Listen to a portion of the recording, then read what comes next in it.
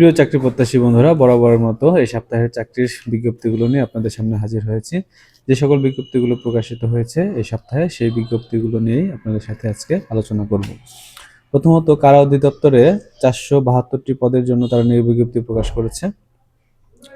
সবগুলো পদের মধ্যে 450টি হচ্ছে কারারক্ষী, আর মহিলা কারারক্ষী হচ্ছে 22টি। প্রিয় বন্ধুরা, যারা এই পদগুলোতে আবেদন করতে ইচ্ছুক তারা কিন্তু আবেদন করতে পারবেন। নৌবাহিনীতে 450টি পদের জন্য নিয়োগ বিজ্ঞপ্তি প্রকাশিত হয়েছে। পদগুলো হয়েছে regulating writer, store, medical, cook, steward, topass, DE, UC, seaman, communication technical. প্রিয় বন্ধুরা, এছাড়াও বাংলাদেশ কৃষি গবেষণা ইনস্টিটিউটে কিন্তু 187 জন পদের জন্য নিয়োগ বিজ্ঞপ্তি প্রকাশিত হয়েছে।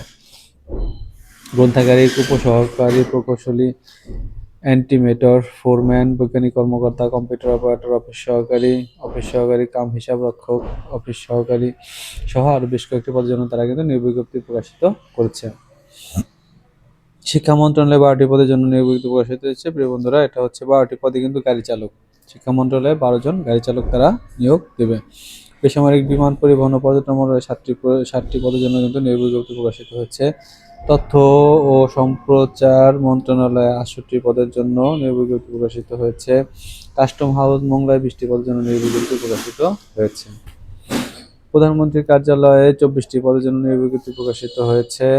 জেলা পরিষদ চুয়াডাঙ্গা 2টি পদের জন্য নিয়োগ বিজ্ঞপ্তি প্রকাশিত হয়েছে।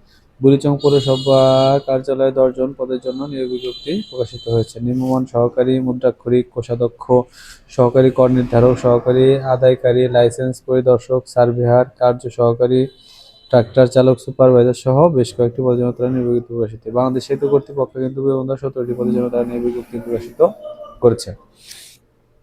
এই পদগুলোর মধ্যে রয়েছে protocol cum public relation officer, উপসহকারী প্রকৌশলী, ইলেকট্রিক্যাল, কম্পিউটার অপারেটর, কানুন গো, cashier, data entry operator, office সহকারী কাম মুদ্রাক্ষরিক, computer, surveyor, cash peon, office সহায়ক সহ আর বেশ কয়েকটি পদের জন্য তারা নিয়োগ বিজ্ঞপ্তি প্রকাশিত করেছে।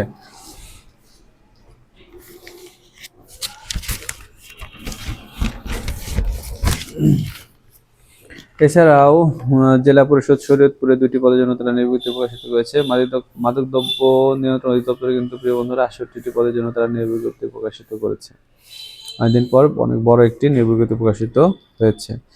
নিরীক্ষা গোয়েন্দা ও তদন্ত অধিদপ্তর 20টি পদের জন্য নিয়োগ বিজ্ঞপ্তি প্রকাশিত হয়েছে। পদগুলো হলো 60 লিপিকার কাম কম্পিউটার অপারেটর, উচ্চমান সহকারী, 60 মুদ্রাক্ষরিক কাম কম্পিউটার অপারেটর, অফিস সহকারী, গাড়ি চালক, সিপাই, ফটোকপি অপারেটর সহ বেশ কয়েকটি পদের জন্য তারা নিয়োগ বিজ্ঞপ্তি প্রকাশিত করেছে।